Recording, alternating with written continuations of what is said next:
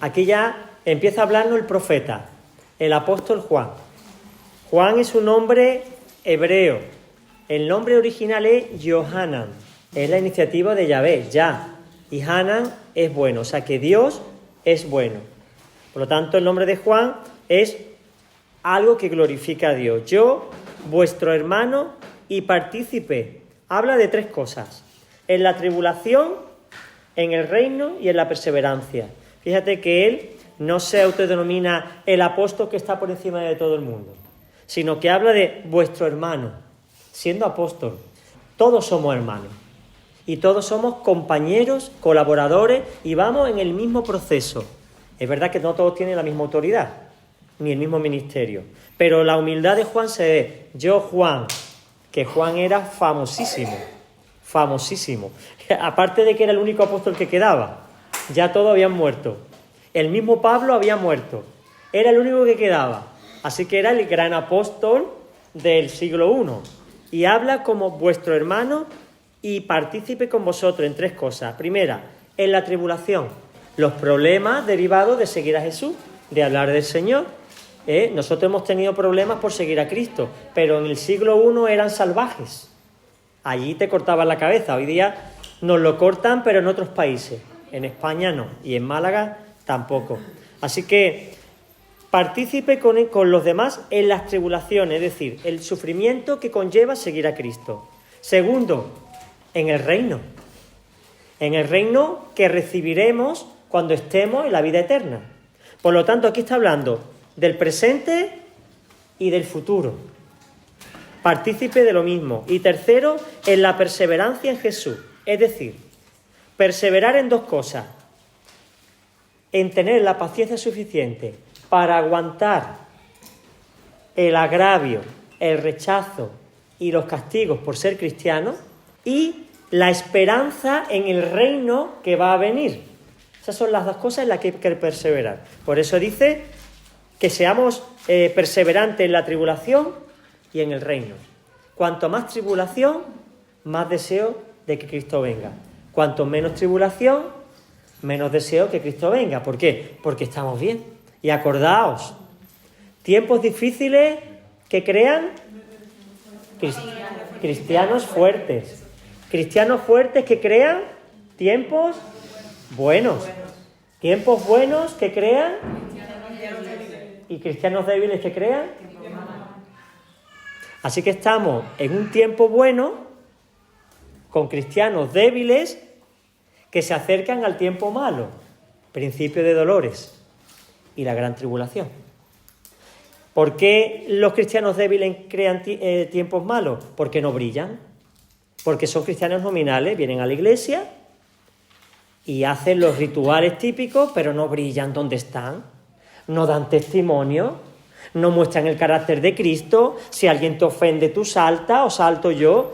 Le da vergüenza predicar, no tiene un carácter firme para mostrar el amor de Dios y la paciencia de Dios, sino que se salta enseguida, o se hunde en la depresión, o viene la ansiedad, y estamos siendo una iglesia en general débil. Y hablo de la iglesia universal. En otros lugares la iglesia es muy fuerte.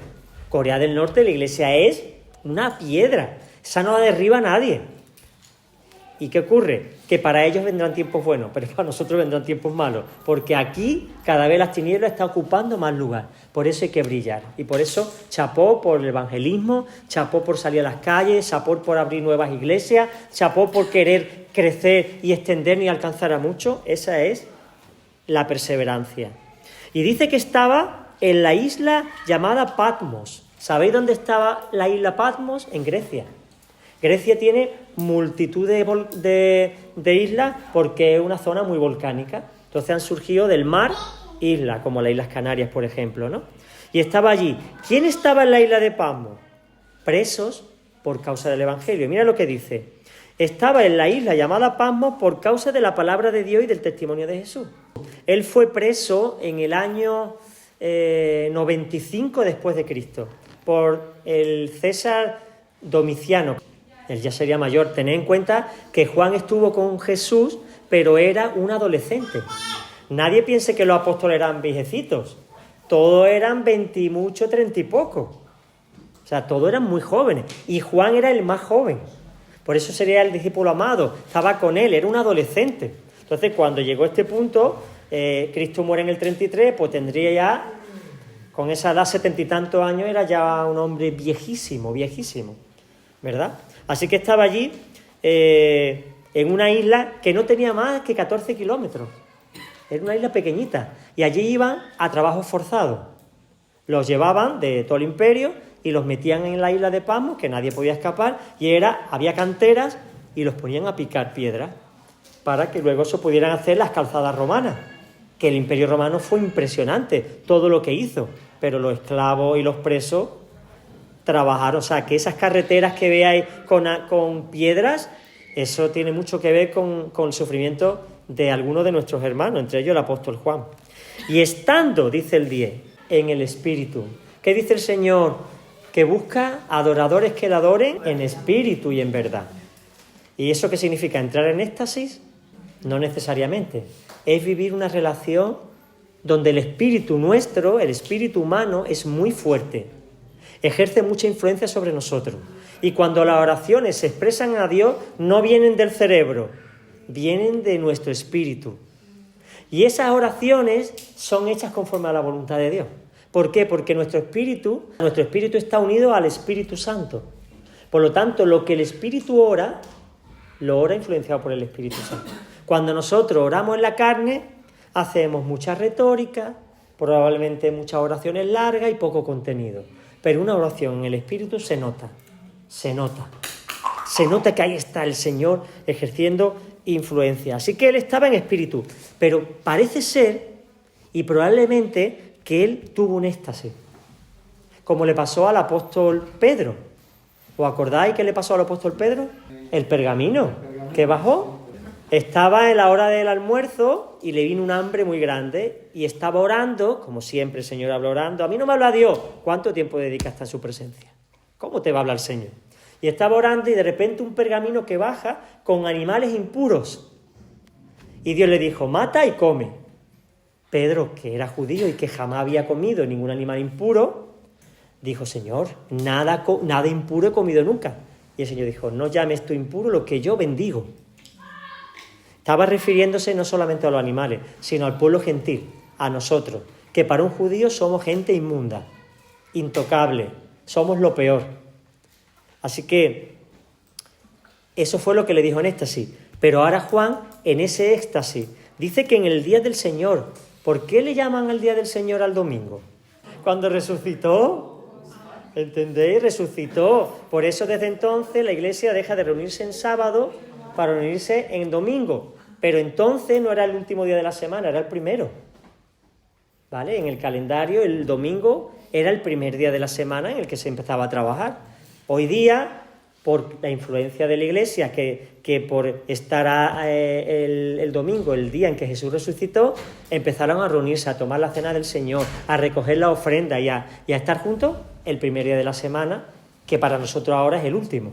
La Iglesia ha ido ejerciendo influencia en la sociedad y por eso se han invertido las cosas. Bueno, y estando en el domingo, oí detrás de mí una gran voz, como de trompeta. Pues yo no sé cómo suena una voz como de trompeta, o suena voz o una trompeta. Yo no lo entiendo, ¿no? Pero el caso es que no era una voz natural. La trompeta se usaba para convocar al pueblo ante el tabernáculo de Dios. Se hacía un llamado y primero los príncipes y después todos los pueblos, todas las tribus, acudían a la presencia. La trompeta era para levantar el campamento y empezar a irse, o para parar el campamento. Cuando la nube se paraba, el pueblo se paraba. Cuando la nube andaba, el pueblo andaba. Y así funcionaba. Entonces, esta trompeta que oyó el Señor era como diciendo, atento, porque esta carta no iba dirigida a Juan solamente. ¿A quién iba dirigida? ¿A la Iglesia? Entonces, lo que Dios está haciendo con esta palabra del Apocalipsis es llamando la atención del pueblo que se levante, que la nube se va a mover. ¿Cómo se llama ese movimiento de la nube? El rapto. Dios se va a mover. El calendario profético se ha puesto en marcha otra vez. ¿Alguien sabe decirme la fecha?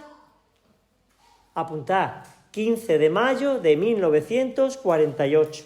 Se puso el calendario, el reloj de Dios, en marcha. ¿Y qué coincide esa fecha? ¿Con qué acontecimiento? Que el pueblo judío volvió a la tierra prometida.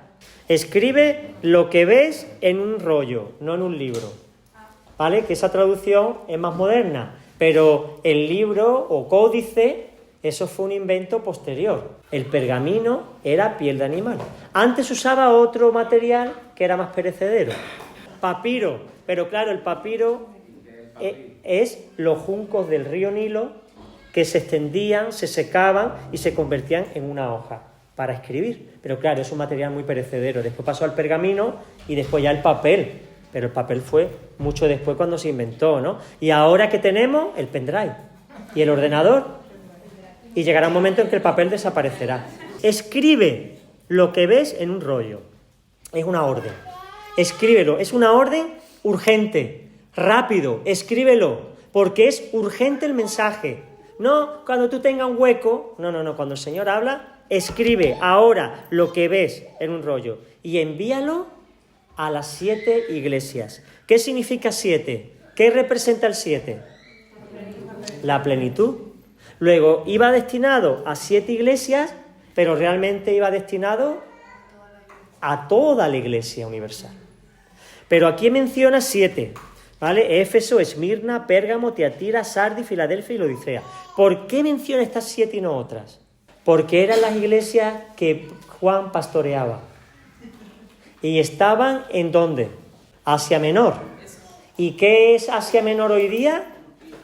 Turquía, ¿vale? Yo voy repitiendo hasta que se nos quede, porque todas esas cosas se llaman historia bíblica, geografía bíblica. Necesitamos saber en qué contexto nos movemos, ¿vale? ¿Ya sabéis dónde está Turquía? El libro de Apocalipsis es un libro simbólico. Entonces, todo lo que dice el Señor es lo que Dios le mostró a Juan, pero que tenía un sentido, un significado. Lo que vamos a revelar es qué significa los 7 candelabros, ¿vale? Vi 7 candelabros de oro. ¿Sabéis qué significa, o sea, qué son los candelabros? Vamos a ir al versículo 20. Los candelabros, los candeleros, son iglesias. O sea, cada candelabro representa a una iglesia.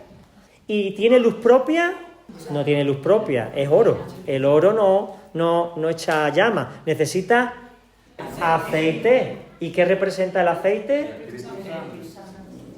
Por lo tanto, cuando el Espíritu Santo está dentro de la iglesia se enciende. Cuando no hay aceite, la iglesia se apaga y deja de brillar.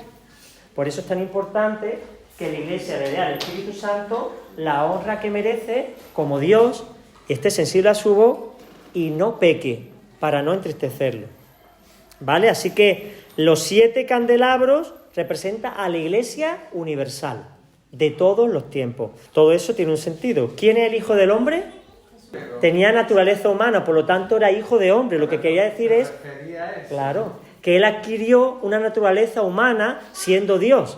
Por cierto, hoy día muchos judaizantes, que ya hablaremos de ello, que estaban en el siglo I y que hoy día está tomando una fuerza tremenda en los últimos tiempos, están diciendo que Jesucristo no es Dios.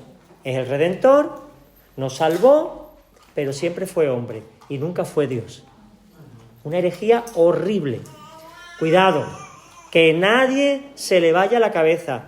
Cristo es Dios y la Biblia está llena. Y he podido hablar con judaizantes que lo tergiversan y desmienten y le dan una interpretación, un giro a la Biblia, quitan el Apocalipsis de la Biblia porque no le interesa tener el Apocalipsis en la Biblia. Porque si quitan el Apocalipsis de la Biblia pueden decir, ve, Jesús no es Dios, pero es que aquí constantemente se está reflejando al Dios, al Cristo glorificado. Luego, no estamos hablando del Cristo hombre, sino el Cristo Dios. Muy bien. Vestido con una túnica larga, es señal de sacerdocio y de realeza. Cuanto más larga era la túnica, mayor era la gloria de ese personaje. Entonces, cuando dice, vi a uno vestido con una túnica larga, está hablando de Jesús como sumo sacerdote y como el rey. con una autoridad tremenda. Y ceñido a la altura del pecho con una faja de oro, que indica realeza. Faja de oro, realeza. Su cabeza y los cabellos eran blancos. ¿Qué representa la blanqueza? Santidad. Santidad. Era blanca como la blanca lana. En Ezequiel y en Isaías habla de esto mismo. Dice, y como la nieve, hablando de la pureza, y sus ojos como llama de fuego. ¿Sabéis a qué se refiere esta llama de fuego? Que Cristo penetra y lo ve todo. Dice la palabra que en él está todo el conocimiento y toda la sabiduría. Él escudriña los corazones, Él sabe lo que estamos pensando, los motivos por los que hacemos las cosas, qué hacemos diariamente, qué soñamos, todo sobre nosotros. Por eso cuando estemos delante de Cristo no habrá excusa contra nuestras faltas y nuestros pecados, no habrá excusa. Es más, nosotros ante la luz de Dios tendremos que reconocer lo que quizás ahora, viviendo en tinieblas, no lo queremos reconocer. ¿Qué dice la palabra? Dice, la luz, estamos hablando de Juan capítulo 1, la luz vino al mundo, pero los hombres amaron más las tinieblas que la luz, porque sus obras eran malas. Si yo hago obras malas, ¿qué es lo que quiero hacer? Esconderlas. ¿Y dónde la escondo? Donde haya tinieblas. Porque si voy a la luz, mi camisa manchada se va a ver. Por lo tanto, prefiero un lugar oscuro que nadie pueda ver mi error. Por eso la diferencia entre el miedo y el temor. ¿Qué hace el miedo? Esconderte, apartarte. ¿Para qué? Para que no se vea tu miseria. ¿Y qué hace el temor de Dios? Mostrarte. Te expones. Señor, te derramas, te desarmas, te sinceras. ¿Por qué? Porque hay temor reverente por Dios. Los demonios se arrodillaban delante de Cristo no por amor ni por temor de Dios, sino por miedo. Porque sabía el castigo que les venía. Y se arrodillaron para decir, lo que vas a hacer no lo hagas todavía, por favor. Sabemos que estamos condenados y que vamos al lago de fuego, pero todavía no, por favor. Era el miedo.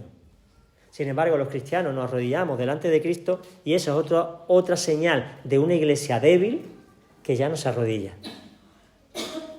que ya no honra al Señor con su cuerpo, que prefiere estar sentado y cómodo porque el ayuno, la oración, ponerse de rodillas, es que es incómodo. Entonces tenemos más temor de nuestro cuerpo, de nuestra salud, que de Dios. Pongámonos de rodillas. No digo que estemos todo el rato de rodillas, pero cuando sintamos que el Espíritu nos está diciendo, dobla tu rodilla ante el Señor, hagámoslo. De verdad, hagámoslo. Porque la carne va a decir, pues no es lo mismo ahora sentado.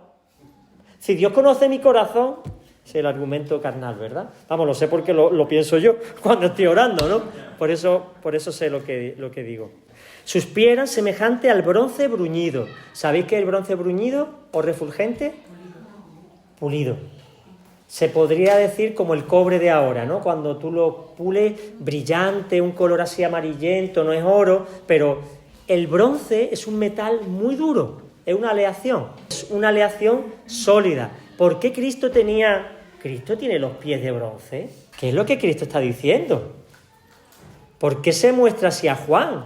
Autoridad, peso, y que donde él pisa se nota, se queda la huella, ¿no? Él tiene pies semejantes a bronce bruñido, como un horno encendido, y su voz como el estruendo de muchas aguas, una voz poderosa. Cuando Cristo habla, hermano, el mundo se sostiene, el sol se sostiene, la tierra, el universo, todo está en orden cósmico porque la voz de Dios la sostiene. Bendito sea el nombre del Señor. ¿Qué significa las 7 estrellas? Juan capítulo 1, versículo 20. Los ángeles que cuidan la iglesia. ¿Y quiénes son los ángeles que cuidan la iglesia? Los pastores. El pastor, la función que tiene es cuidar el rebaño. Ni siquiera un apóstol. El apóstol siembra, recoge y deja que otro la cuide. Pero los pastores tienen la función de cuidar, de proteger, de alimentar junto con los maestros al pueblo de Dios. Por eso, ahora veremos que Pablo no estaba mucho tiempo en una de las iglesias que él fundaba. Dejaba pastores que los cuidaran. Así que las 7 estrellas representan a los pastores de estas 7 iglesias y el 7 representa a todos los pastores de toda la historia, ¿vale? Y dice que de Jesús salía una espada aguda de doble filo. La espada de la que habla es una espada que medía esto, la altura de un hombre. No era una espadilla, ¿no? Era una espada así. O sea, ¿qué está diciendo? Que Jesús tenía una espada en la boca, pero vamos a ver, qué cosa más rara. ¿Qué está diciendo? Que cuando Cristo habla, penetra el corazón y atraviesa el corazón de todos. Y cuando Él hace un juicio, acordaros, vamos a leer ahora, dentro de unos días, que Juan lloraba porque nadie podía abrir los sellos. Los sellos de ese rollo, ¿sabéis lo que es un sello, no? Era... Sí, pero se llama lacre. Yo lo hacía en los scouts. Pergamino, y luego con lacre lo calentábamos con fuego, se derretía, poníamos un sello y queda chulísimo. Bueno, pues eso es lo que tenían los 7 sellos, y cuando rompe, y no había nadie en la tierra ni en el cielo que pudiera declarar que el juicio viniera sobre la tierra.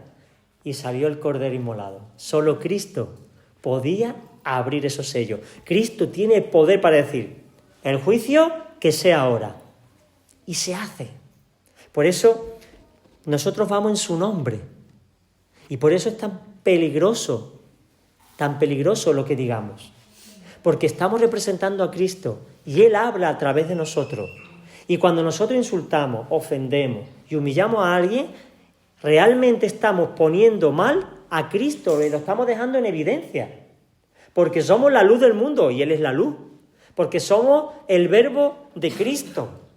Cristo es el verbo del Padre, nosotros somos los que hablamos en lugar de Cristo. Cuidado. Y si hablamos cosas malas, pidamos perdón. Crítica, aunque sea en la intimidad, pidamos perdón, porque nuestra boca debe reflejar el carácter de Jesús. Muy bien. Y dice que su semblante era como cuando brilla el sol en su fuerza. ¿Qué es eso? La gloria. ¿Qué es la gloria? Es hablar las cosas buenas de alguien. Por ejemplo, cuando tú recibes un halago de alguien, estás recibiendo gloria. Lo único malo es que cuando uno se quiere apropiar de la gloria de Dios, se convierte en usurpador. Lo que hicieron los 24 ancianos, y me estoy adelantando, poner su gloria y entregársela a Cristo. Porque al final nadie merece la gloria. Nadie merece la gloria. Aunque la tengamos, pero ha sido heredada. Nos la ha dado Cristo. Como es de Cristo, ¿por qué vamos a envanecernos? Porque nos digan qué bien has hablado. He hablado porque Dios me ha capacitado. Si Él no me hubiera capacitado, yo no podría estar aquí expresando las verdades profundas de Dios de una manera sencilla. Estaría ahí intentando decir. Así que, si alguien dice alguna vez, Juan Carlos, me ha encantado lo que has hablado, yo digo, pues sí, pero la gloria es de Cristo, porque Él me ha capacitado. Amén. Muy bien, 17. Cuando lo vi, caí a sus pies como muerto, y Él puso su mano derecha sobre mí, y me dijo, no temas, yo soy el primero y el último. Cayó como muerto. Oye, cuando Moisés se encontró con la zarza ardiendo, ¿cayó como muerto? Fue una zarza ardiendo que representaba la presencia de Dios. ¿Por qué? Porque Moisés no hubiera podido resistir la gloria de Dios. De hecho, cuando le pidió mostrar, Señor, muéstrame tu cara, le dijo, te voy a mostrar un poquito de mis espaldas. ¿Por qué lo dijo? Porque se veía miserable ante la gloria de Dios, indigno y totalmente derrumbado. Pensaba que iba a morir, pero iba a morir no solamente por el poder que emanaba de Dios, sino por la miseria de su condición. Porque cuando uno está delante de la luz, se ve todo. Cuando tú estás delante de Dios, te ves tal cual eres. Cuanto más lejos, más indiferente eres a tu pecado, menos consciente eres de ti mismo y, por supuesto, menos arrepentimiento. Por eso le dijo, no temas, Juan, yo estoy contigo, yo soy el primero y el último. Yo te perdono, yo te limpio y yo te fortalezco.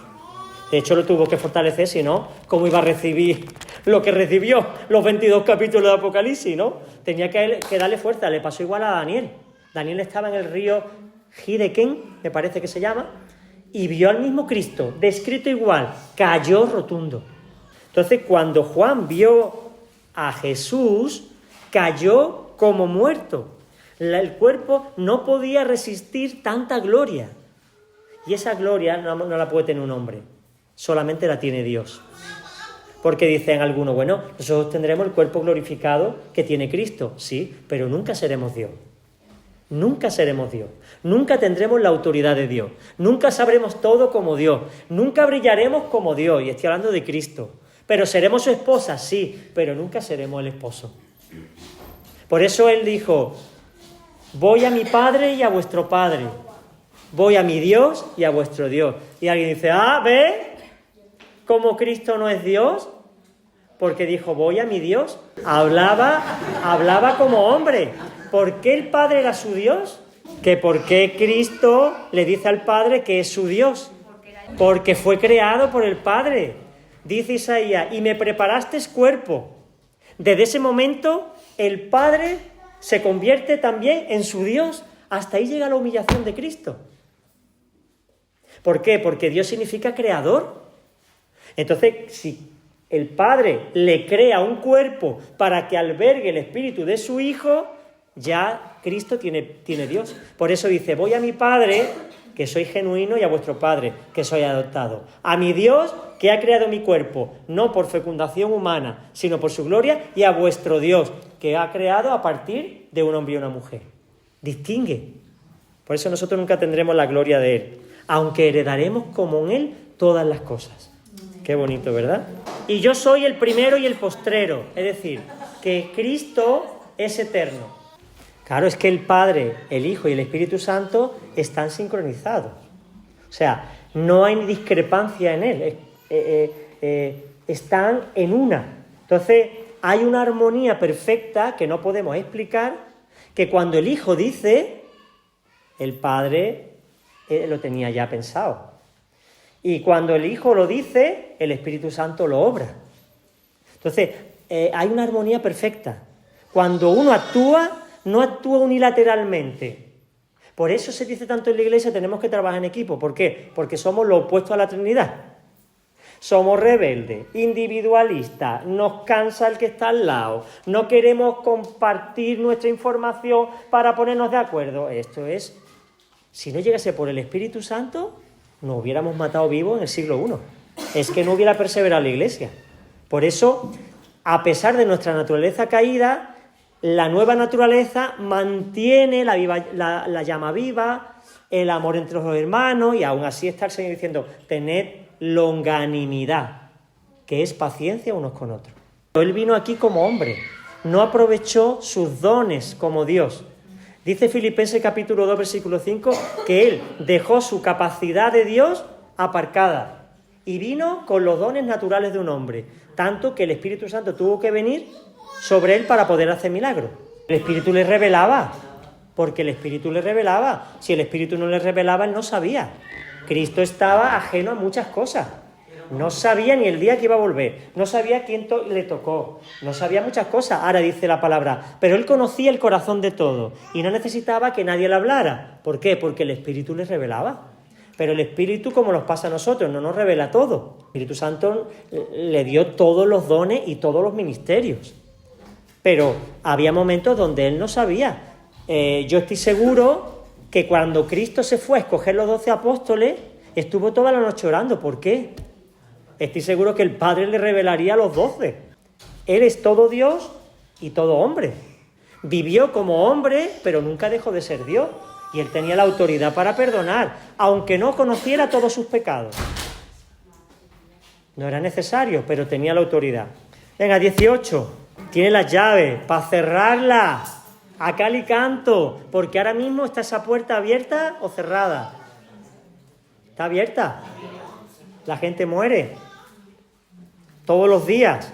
Y el Hades, el lugar de los muertos. Pero Él vive por los siglos de los siglos, es eterno. Antes preguntaba, ¿por qué Él es eterno y nosotros no somos eternos? ¿Vamos a morir alguna vez? Físicamente sí, pero ¿nuestra alma va a morir alguna vez? No, nosotros somos eternos. No somos eternos. ¿No? Porque tenemos principio pero no tenemos final. El eterno nunca ha nacido y nunca muere. Nosotros nacimos, yo nací el 14 de abril del 66. Nos convertimos en inmortales, pero nunca eternos. El eterno no tiene ni principio ni fin. Pero el inmortal nace, pero ya nunca muere. No, somos inmortales todos. El que nace ya es inmortal, en el cielo, en el infierno, pero somos inmortales. Claro, porque Él es la eternidad, entonces estaremos con Él para siempre. Pero la eternidad es un atributo divino. Nosotros... Ahora, lo que es difícil entender es cómo alguien no nació. Como alguien no empezó, pero ¿cuándo fue el principio? No hay principio. ¿Pero cómo? Pero no había principio. Alguna vez tuvo que empezar esto, nunca empezó. Es increíble. No lo podemos comprender porque no somos eternos, porque empezamos un día. Pero sí podemos comprender la inmortalidad, que sí, de estar siempre con el Señor y no morir nunca, porque Dios nos creó para eso. Los misterios de Dios. Así que seguimos, 19. Dice, escribe, otra orden, ya, en cuanto termine la visión, ponte a escribir, que no se te olvide. Primero, las cosas que has visto, ¿a qué se refería? Escribe lo que has visto. ¿Qué has visto? La gloria de Cristo. Toda la naturaleza divina de Él. El poder y la autoridad. Escríbelo. Segundo, lo que está sucediendo. ¿Y sabéis qué es eso? El capítulo 2 y el capítulo 3 que veremos la semana que viene. Va lo que ha sucedido, lo que está sucediendo en la Iglesia durante 2000 años. Es lo siguiente que tenía que escribir. Y lo tercero, lo que sucederá después de estas cosas. Cuando acabe el tiempo de la Iglesia, sea arrebatada y comience la gran tribulación, el reino milenario y la eternidad con Cristo. Así que hay 3 etapas del Apocalipsis. El pasado, pero mejor dicho, lo que ya le había mostrado, que es la gloria de Dios, lo que está ocurriendo en el tiempo de la Iglesia desde Pentecostés, ¿hasta dónde? O cuando Cristo viene. Y lo que ocurrirá después de estas cosas. Por eso ahora estamos, ¿dónde? En el periodo de la Iglesia, que ya está a punto de acabar. Versículo 20. ¿Qué son los 7 candelabros? 7 iglesias, ¿vale? Pero aquí hay algo interesante. ¿Y las 7 estrellas? Los pastores, ¿vale? Mira lo que dice. Mira, en el 16, vamos atrás, por favor. Dice, en su diestra tenía las 7 estrellas. ¿Qué significa eso? ¿Quiénes son las estrellas? ¿Y dónde están los pastores? En su mano derecha. Los pastores, por el puesto dramático que están teniendo, porque eso nada más lo saben los pastores, el resto de yo cuando era oveja, que sigo siendo oveja, pero cuando no estaba ahí no tenía ni idea, el pastor está a otro nivel espiritual, con otras batallas, con otras luchas y con otra visión. Para poder un pastor realizar su labor, tiene que estar Cristo cogiéndole, si no se cae con todo el equipo. No puede sostenerse, porque ya difícilmente se sostiene uno con sus propios problemas. Imagínate coordinar una iglesia. Luego Cristo tiene sujeto a los pastores en su mano derecha. Pero es que habla de los candelabros. El 13, dice, y en medio de los 7 candelabros estaba Jesucristo, el Hijo del Hombre. En medio. ¿Dónde está Dios? En medio, donde se reúnen 2 o 3 en su nombre, Él está en medio. Luego, está en medio de la iglesia, pero en su mano derecha tiene a los pastores. Otra revelación interesante, y por eso Dios dice, cuidado con las autoridades, porque tienen una posición especial. Y tú dices, ¡qué morro!, ¿no? ¡Qué cara! Y yo pregunto, ¿estás dispuesto a pagar el precio? Dice la palabra, al que mucho se le da, mucho se le pedirá. O sea, si Cristo nos está dando favores a los pastores, es porque se nos pide más que a ti. Pero mucho más. Que oremos cuando tú estás durmiendo. Que estudiemos la palabra cuando tú estás viendo la tele. Que estemos atendiendo los problemas de otros cuando tú estás nada más pensando en cómo salgo de aquí. A los pastores se les pide más, y a sus familias. Por eso ese mito de la mujer del pastor o los hijos de los pastores tienen que pagar un precio, totalmente, porque ellos no son pastores, pero se les pide espiritualmente algo que no se le pide a los hijos de los demás. Por eso, hermano, y no hablo por mí, hablo por los pastores que tenemos y los que van a venir. Cuidémoslo, porque están en una posición especial, y dice la palabra, sometámonos a ellos para que ya que tienen que hacer lo que tienen que hacer, por lo menos lo hagan con agrado. Y no encima con tiranteces, desprecio, rechazo. Yo tengo que decir que soy un pastor privilegiado, porque tengo una iglesia que me quiere y mi mujer igual. Nos sentimos queridos, amados, de vez en cuando torteados, pero felices de tener una iglesia tan bonita y tan hermosa. Y esto no todo el mundo lo tiene. Hay pastores que han salido muy escaldados. ¿Que han hecho cosas malas? Claro. Por eso Cristo nos tiene en su mano. Porque estamos en una carne caída, una naturaleza caída. Pero no confundamos a la persona natural con la autoridad espiritual. El hombre y la mujer natural van a errar, te lo garantizo. Y a veces van a ahorrar en perjuicio tuyo, con lo cual te va a dar mucho más coraje. No vea lo que me ha dicho el pastor, no vea el desaire que me ha hecho, no vea tú que me has dejado tirado, no vea, sí, pero que eso nunca te lleve a menospreciar la autoridad, porque eso fue lo que le pasó a Miriam. Miriam era hermana de Moisés y confundió su relación natural con su relación espiritual. Y cuando se enfrentó a Moisés, ¿qué le vino? Un rechazo del pueblo porque estaba leprosa y un regaño de Dios. Cuidado, porque le estás hablando a mi ungido. Y si tengo que regañarle, le regañaré yo. Y si tienes que corregirlo, corrígelo. Hay que corregir a los pastores, hay que corregir a los guías, pero con temor de Dios. Y esa es una de las características de la iglesia del siglo XXI, falta de temor de Dios. Y estamos en una sociedad irreverente, donde no nos sometemos a los profesores, los criticamos, a los policías, a los jueces, a los maestros, a los padres, y los pastores no iban a ser menos.